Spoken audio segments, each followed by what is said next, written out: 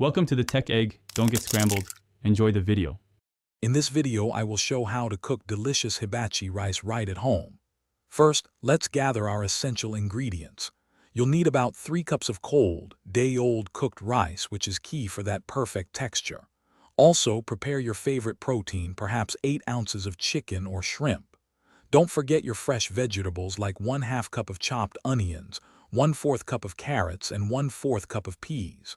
Finally, have your soy sauce, 2 tablespoons of butter, and 2 cloves of minced garlic ready to go. Now let's get cooking. Heat a large skillet or griddle over medium-high heat. Add 1 tablespoon of butter and then your protein, cooking it thoroughly until it's perfectly done, which usually takes about 5 to 7 minutes for chicken. Next, toss in your chopped onions and carrots, sautéing them for about 3 to 4 minutes until they are tender crisp. Finally, add the peas and minced garlic, cooking for just about 1 minute until fragrant. With your protein and vegetables cooked, it's time for the star of the show, the rice. Push all your cooked ingredients to one side of the pan, creating an empty space. Add the remaining 1 tablespoon of butter to this clear area.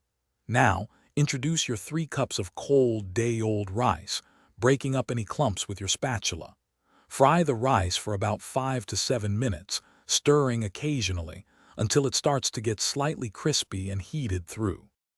Almost there. Now it's time to bring all those delicious flavors together. Pour 2 to 3 tablespoons of soy sauce evenly over the entire rice mixture. Stir everything thoroughly, ensuring all ingredients are well combined and coated with that savory sauce. Continue to cook for an additional 1 to 2 minutes, allowing the flavors to meld beautifully. Your homemade hibachi rice is now ready. Serve it hot and enjoy your culinary creation. Thanks for watching. Consider subscribing if I helped unscramble your problems.